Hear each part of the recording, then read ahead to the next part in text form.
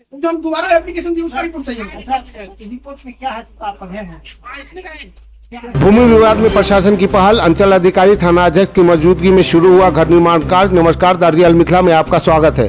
घनश्यामपुर थाना क्षेत्र के पहद्दी बेला गांव में भूमि विवाद को लेकर उत्पन्न तनाव के बीच बुधवार को प्रशासन की पहल से घर निर्माण कार्य शुरू कर दिया गया। अंचल अधिकारी अभिषेक सरव और थाना अध्यक्ष आलोक कुमार पुलिस बल के साथ मौके पर पहुंचे तथा दोनों पक्षों को समझा बुझाकर निर्माण कार्य प्रारंभ करवाया।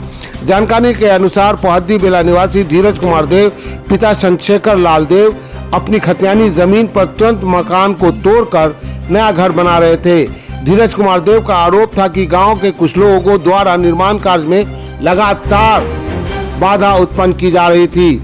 अंचल कार्यालय द्वारा पूर्व में जारी पत्र में उल्लेख किया गया था कि संबंधित भूमि को सीमांकन पहले ही कराया जा चुका है। इसके बावजूद खगेश्वर लाल देव, दीपक कुमार देव और रविंदर लाल देव सहित अन्य लोगों द्वारा निर्माण कार्य में व्यवधान उत्पन्न किए जाने की शिकायत मिली थी।